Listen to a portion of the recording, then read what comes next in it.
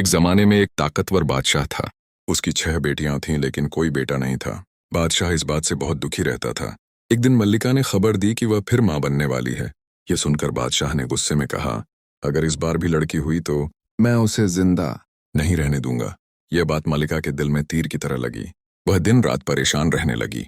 जब बच्चा होने का वक्त आया, बादशाह ने दाई को सख्त हुक्म दिया कि अगर लड़की पैदा हो तो उसे खत्म कर दिया जाए। लेकिन किस्मत को कुछ और मंजूर था। एक बेहद खूबसूरत बच्ची ने जन्म लिया। दाई जैसे ही बच्ची को देखने लगी, बच्ची मुस्कुरा दी और उसके होंठों से फूल झरने लगे। दाई कांप गई। उससे यह मासूम जान ली ही नहीं गई। मल्लिका को सच्चाई बताई गई। मल्लिका भी हैरान रह गई। उसने दाई को सोना चांदी देकर कहा कि बादशाह से झूठ बोल दे। इस तरह उस नन्ही शहजादी को चोरी छिपे पाला जाने लगा। जैसे जैसे शहजादी बड़ी होती गई, एक अजीब करामात सामने आने लगी। जब वह चलती तो जमीन से सोने चांदी की ईंटें निकल आती। मल्लिका उन्हें छुपा कर रख लेती। कुछ साल बाद मुल्क में भयानक अकाल पड़ा। खजाना खाली हो गया। बादशाह बहुत परेशान हुआ। तब मल्लिका ने छुपा कर रखी हुई कुछ ईंटें बादशाह को दी। बादशाह चौंक गया। वजह पूछी। मल्लिका ने कहा, पहले वादा कीजिए कि मुझे माफ करेंगे। वादा मिलने पर उसने 7वीं बेटी की सच्चाई बता दी। जब शहजादी सामने आई और उसके चलने से सोना चांदी बिखरा तो बादशाह का दिल पिघल गया। उसने मल्लिका को माफ कर दिया और बेटी को गले से लगा लिया। लेकिन बड़ी बहनों के दिल में जलन भर गई। बादशाह ने झगड़े से बचने के लिए छोटी बेटी के लिए अलग महल बनवा दिया। एक दिन बादशाह सफर पर जाने लगा। जाते वक्त उसने पूछा, मैं लौटूं तो क्या तोहफा लाऊं? छोटी शहजादी इबादत में थी। उसने दासी से कहा, अब्बा से कहना सब्र।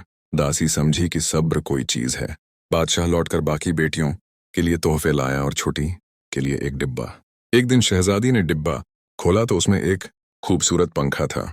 जैसे ही उसने पंखा हिलाया, सामने एक हसीन शहजादा आ खड़ा हुआ। पंखे का जादू था। हिलाने पर शहजादा आता और फिर गायब हो जाता। दोनों एक दूसरे से मोहब्बत करने लगे। यह बात बड़ी बहनों को पता चल गई। उन्होंने चाल चली। उन्होंने कहा, हमने मेहमान के लिए नरम बिस्तर तैयार किया है। असल में उस बिस्तर में कांच के टुकड़े बिछे थे। शहजादा जैसे ही लेटा बुरी तरह घायल हो गया। शहजादी डर गई और पंखा हिलाकर उसे उसके देश वापस भेज दिया। इसके बाद शहजादा कभी वापस नहीं आया। शहजादी ने फैसला किया कि वह खुद उसे ढूंढेगी। उसने लड़कों के कपड़े पहने और जंगलों में भटकने लगी। एक दिन उसने एक पक्षी से सुना कि एक विशाल नीली आंखों वाला कबूतर है जिसकी यखनी से हर जख्म ठीक हो सकता है। शहजादी ने कबूतर ढूंढा, यखनी बनाई और शहजादे तक पहुंची।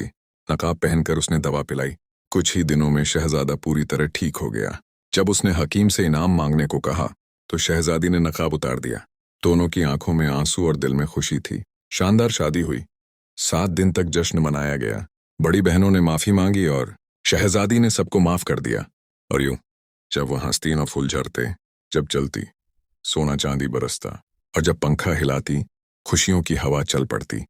अगर आपको यह वीडियो अच्छी लगी हो तो हमारे चैनल को सब्सक्राइब जरूर करें। आपका सपोर्ट हमारे लिए बहुत मायने रखता है। सब्सक्राइब करने में आपका कुछ भी नहीं जाता, लेकिन इससे हमें और बेहतर वीडियो बनाने का हौसला मिलता है।